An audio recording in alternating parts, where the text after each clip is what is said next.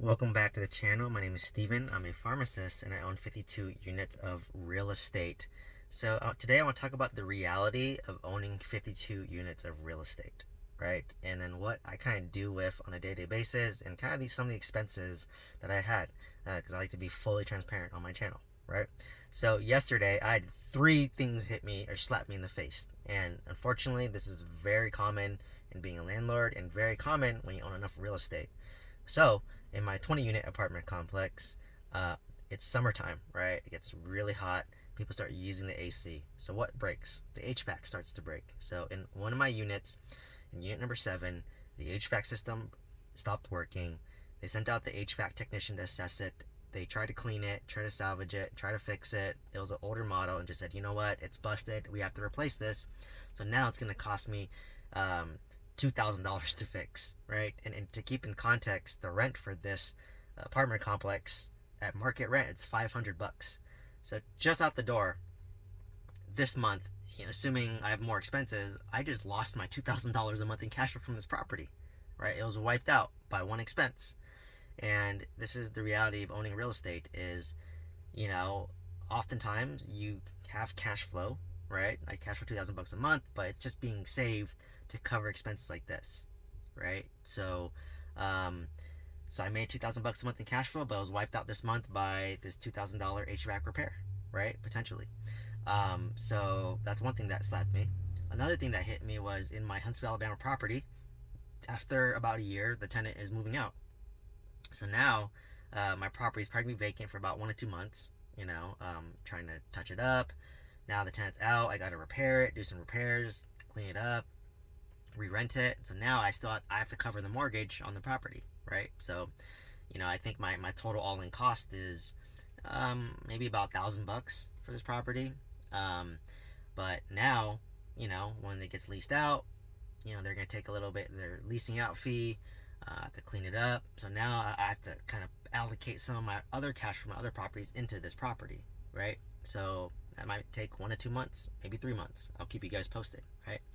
And another thing is in one of my single family homes in California, the washer broke, right? So this is the joys, right, of owning real estate. And, typically I self manage my California property. So I usually just order most of my appliances from Costco because they're pretty cost effective.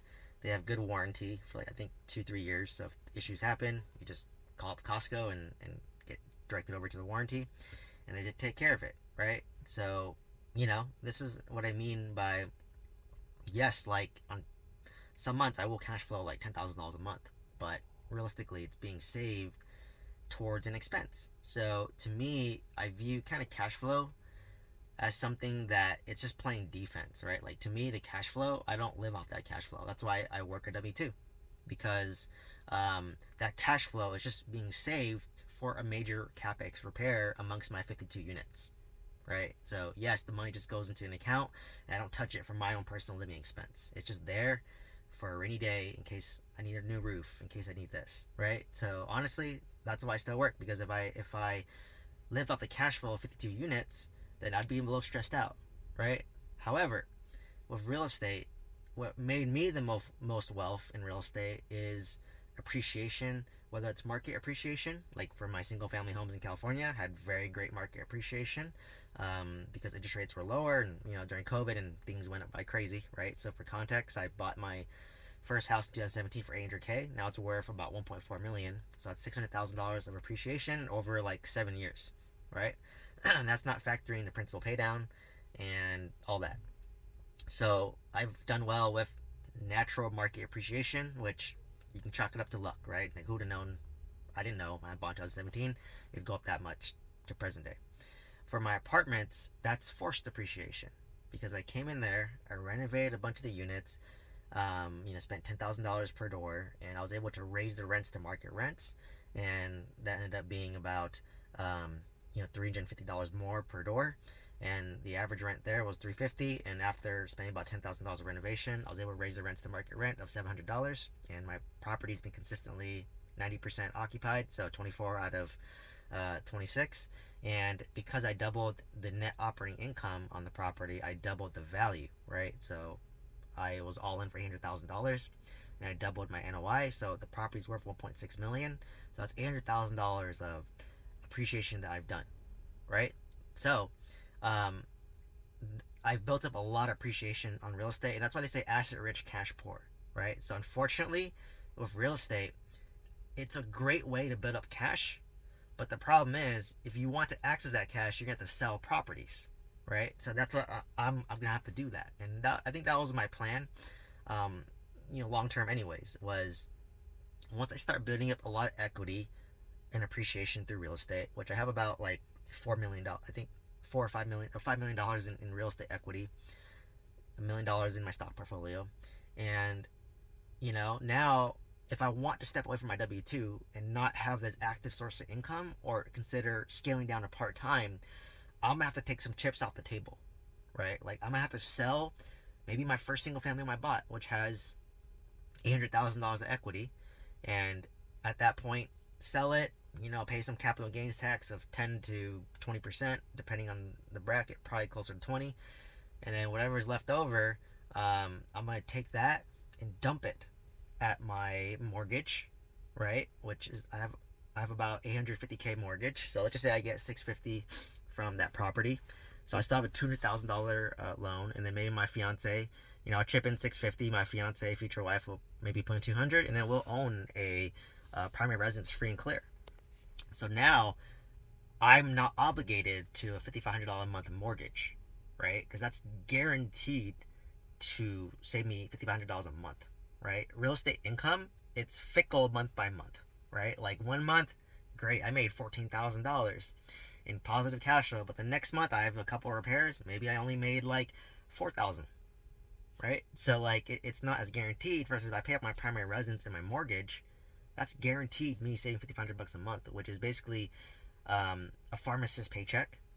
So that means that one of us could step down to part time, right? And I think that's our ultimate goal, right? So like for example, whenever my fiance, when we have kids and start the family plan, I'm probably going to sell one of my properties, cash out that equity, right? Which is, like I said, asset rich, cash poor. I want to cash out some of the equity, get that cash, and then dump it to pay off my mortgage to save us $5,500 a month.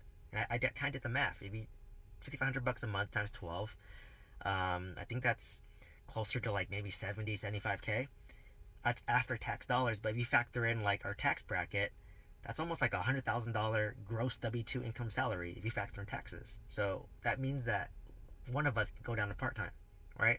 And then if another, like let's just say I want to go down to part time, then what I'm gonna have to do is I'm probably gonna sell another property to cash out that equity, right? Maybe I'll sell my second property, which I bought for like 1.1 million.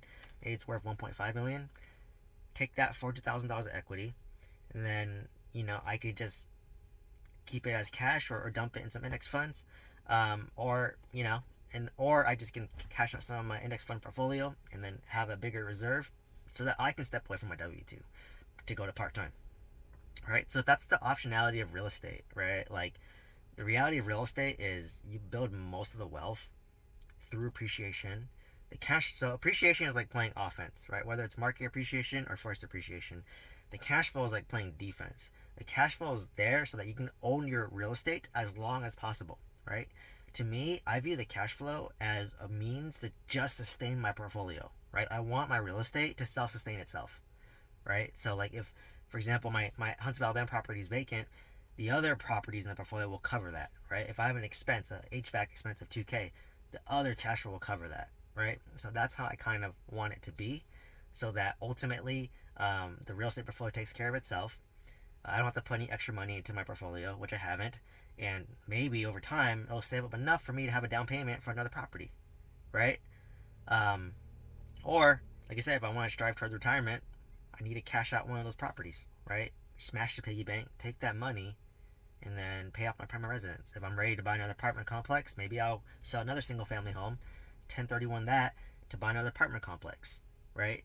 So I call these properties like little piggy banks that you save up, you smash it, and then you do your next move, right? Whether it's to buy more real estate or whether it's to, retire early, right? So for me, that's definitely my next move, right? I want to take some chips off the table, own my primary residence free and clear, so that I know that if something happens to my job or if I don't want to work anymore, I have that option, right? So that's the true kind of wealth building formula. You want to increase your income, but also decrease your expense as low as possible. And the biggest expense you have is where you live, right? $5,500 a month mortgage is quite high, right? And plus $2,000 in property tax, HOA insurance. So if I can lower it from 7,500 to 2,000, great, right? That'll make it a lot easier for me to breathe and make it easier for me to step away from a W-2, right? So this is the reality of owning 52 units that I feel like a lot of people won't say is there's a lot of other expenses that come with real estate, right? Your cash flow is really there to not live off of. It's there to really just self-sustain itself. Now, for example, if I were to sell a bunch of properties, I can pay off a bunch of properties, right? I've talked about this in another video. I could sell one property, pay off my primary residence, save me $5,500 a month. I can sell another property, and then pay off both my apartment complexes. My 26 unit has about 350K loan. The other 20 unit is about 350K loan, so $700,000. I can sell another property that has about that much equity and pay off those two apartments. And at that point, I would lose two properties in my portfolio. So I would go from 52 to 50, but I would own about, 47 of those units free and clear, right? I would own 47 out of my 50 units free and clear, right? My two apartments plus my primary. And I'll have three other properties which are still rentals, right? So like that's the power of real estate, right? And then once you've built that foundation, if you had no debt, then you can start to save for more money and buy more real estate, right? And not leverage as much, or you could leverage again, right? So really that's what it is. It goes in phases. So I was in a phase of building my real estate and scaling, but now I'm in the phase of stabilizing. And when you stabilize, you're gonna have to take some chips off the table, right? It's just like you went, like you said, I need to cash out some of this equity and then cover some of my basic living expenses, to then build that foundation, to then build upon even more, to buy more real estate, right? Whenever I'm ready. So I'm in a season of stabilization, and then maybe after I'm done stabilizing, I'm going back to a season of skill, right? And I'll have the skills, the tool set, and the capital to do it whenever I'm ready. So anyways, just wanted to share the reality of owning real estate. As somebody who owns 52 units of real estate, all the expenses that I deal with, kind of the stressors that come with it. It's not easy. I never said real estate was easy.